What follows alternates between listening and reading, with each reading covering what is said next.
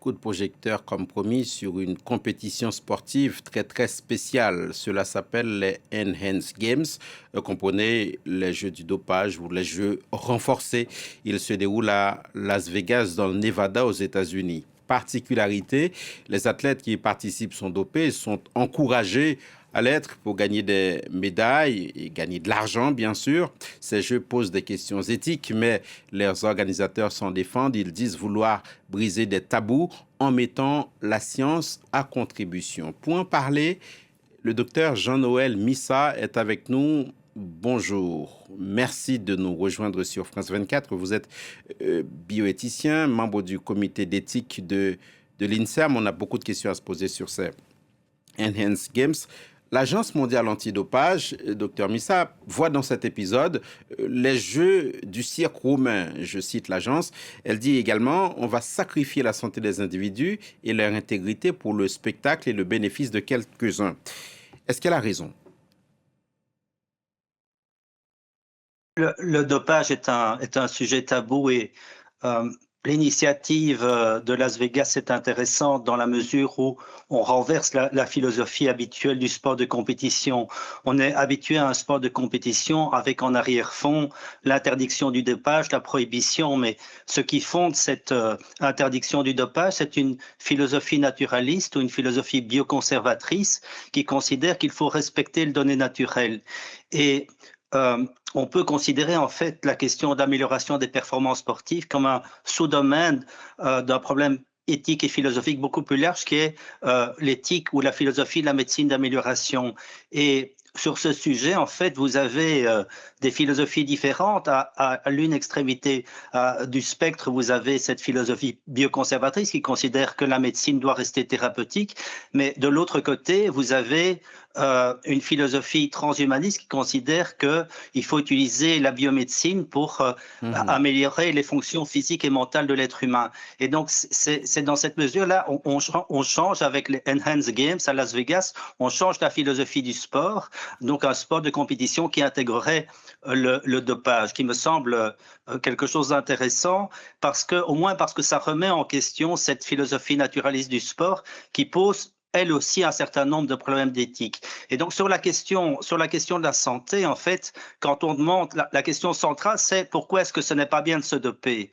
On a l'impression que c'est évident, mais en fait, la première réponse qui vient à l'esprit, et elle est justifiée, c'est parce qu'on ne respecte pas les règles. Mais évidemment, on pourrait changer ces règles. On pourrait changer des règles et adapter les règles à une autre philosophie du sport. Docteur Mais sur la Jean-Noël question Missa, pardonnez-moi pour qu'on se comprenne bien, parce que le sujet peut sembler complexe. Les défenseurs de ces jeux disent que les substances utilisées sont légales. On parle de testostérone sous forme diverses, d'hormones de croissance, d'EPO, de produits aussi à base d'amphétamines. Alors, elles sont légales. Ce qui change, c'est l'utilisation dans le sport. Ça change tout. Oui, ce sont des substances qui sont autorisées par la Food and Drug Administration, mais évidemment, dans le domaine du sport de compétition, l'Agence mondiale antidopage a une liste de produits interdits et ces substances font évidemment partie des produits interdits. Alors, les arguments centraux par rapport à la critique du dopage, c'est d'une part l'équité sportive, il faut que tout le monde puisse concourir sur un pied d'égalité, et d'autre part l'argument de la santé. Sur l'argument de la santé, je ne suis pas sûr que prendre des produits dopants soit nécessairement dangereux pour la santé si c'est fait sous contrôle médical et de façon raisonnable. Donc prendre de l'EPO sous contrôle médical pour élever l'hématocrit, donc la concentration de globules rouges dans le sang à 50%, n'est pas quelque chose qui est particulièrement dangereux. Évidemment, si on dépasse les 50%, si on monte l'hématocrit à 60%, ça peut devenir dangereux. De la même façon pour les stéroïdes.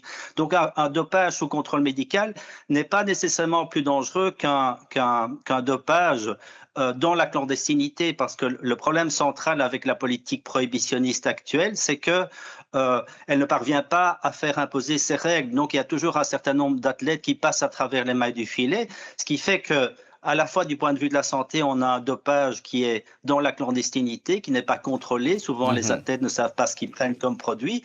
Et d'autre part, c'est ça pose des problèmes d'équité sportive, la position classique, dans la mesure où, effectivement, les athlètes qui ne prennent pas de produits, donc les athlètes qui sont propres, entre guillemets, eh bien, souvent se font battre par des athlètes dopés. Et quand par miracle, ils ne se font pas battre par des athlètes dopés et qu'ils accomplissent une performance extraordinaire, eh bien, le problème, c'est que personne n'y croit vraiment. Et regardez avec Pogacar ou Vingegaard sur le Tour de France, vous avez des articles des journalistes du Monde, par exemple, qui considèrent que cette performance est suspecte. Donc, il y a une sorte de suspicion généralisée dans la mesure où, effectivement, les autorités sportives sont incapables de faire respecter les règles. Et Est-ce donc, c'est que, Enhanced Game. Oui. est-ce que vous diriez, docteur Jean-Noël Missa, que les organisateurs de ces Jeux sont en train de jouer un peu, sans mauvais jeu de mots, sur le flou autour de substances problématiques, mais légales? Vous avez parlé tout à l'heure du cyclisme. On a également d'autres cas, hein. On peut penser par exemple à celui du nageur australien James Magnussen, qui a révélé avoir consommé un cocktail pour battre un record du monde en 2025. On est dans le culte de la performance, le sens du spectacle, une récompense en perspective, la médaille, l'argent. On a envie de dire que tout compte fait, ce sont les ingrédients du sport spectacle, non? C'est un sport différent, c'est un sport spectacle. Enfin, le sport classique est aussi un sport spectacle, mais il faut bien se rendre compte que c'est la philosophie elle-même qui est complètement différente. C'est une philosophie transhumaniste et c'est une philosophie qui est très présente dans la Silicon Valley, qui est défendue par des gens comme Mark Zuckerberg, Peter Thiel, d'ailleurs, qui finance les Enhanced Games, ou Sam Altman. Et donc, toutes ces personnes, tous ces magnats de la tech défendent une philosophie transhumaniste qui n'a pas uniquement pour but d'améliorer les performances sportives, mais aussi de prolonger la vie de l'être humain, encore une fois, par la biomédecine, et même de modifier le génome d'embryons humains. Sam Altman, qui est le président d'OpenAI, a également créé une start-up permettant l'édition du génome humain. Donc, c'est une philosophie qui va bien au-delà de la question du sport de compétition. Encore une fois, la question de Enhanced Games, c'est l'application de la philosophie transhumaniste au sport de compétition, mais cette philosophie transhumaniste englobe toute la biomédecine et pose des questions radicalement différentes, d'autant plus qu'aujourd'hui, ces personnes, ces magnats de la tech sont au pouvoir et ont les moyens de réaliser leurs objectifs. Donc la question est bien plus large que celle du dopage et est très intéressante d'un point de vue philosophique. Est-ce que c'est un nouveau chapitre du sport qui s'ouvre? Est-ce que le sport de demain va ressembler à ça? Écoutez, je ne pense pas et j'espère que non. Moi, je ne suis pas favorable à un sport transhumaniste, mais c'est quelque chose, à mon avis, d'assez localisé. C'est très limité. Là, il y a 2 ou 3 compétitions, il y a quelques athlètes. Je ne sais pas, peut-être qu'il y aura une deuxième édition des Enhanced Games. Je ne pense pas que ces Enhanced Games vont pouvoir rivaliser avec le sport classique. En revanche, le fait de remettre en question le tabou du dopage peut être intéressant et pourrait amener les autorités sportives à davantage réfléchir, à impliquer les sportifs pour voir comment peut-on faire pour améliorer la situation, parce que je pense qu'aujourd'hui, beaucoup de sportifs souffrent de la situation, dans la mesure où, encore une fois, les autorités sportives sont incapables de faire respecter les règles. Beaucoup de sportifs honnêtes qui respectent ces règles sont privés de médailles parce qu'ils sont battus par des athlètes dopés. Et d'un autre côté, les athlètes dopés sont souvent dans une sorte de situation schizophrénique où ils doivent prendre des produits dans la clandestinité, ce qui effectivement peut être dangereux. Et en même temps, lorsqu'un journaliste les interroge, doivent dire qu'ils sont contre le dopage. Donc c'est une situation qui nuit à l'ensemble des athlètes. Mais encore une fois, sur cette question du dopage, il n'y a pas de bonne solution. Alors, il faut trouver une sorte de juste milieu, mais je pense que c'est pour ça que c'est important d'impliquer les sportifs. Et vous, est-ce que, en tant que bioéthicien, vous allez regarder ces jeux? Si oui, avec quel regard?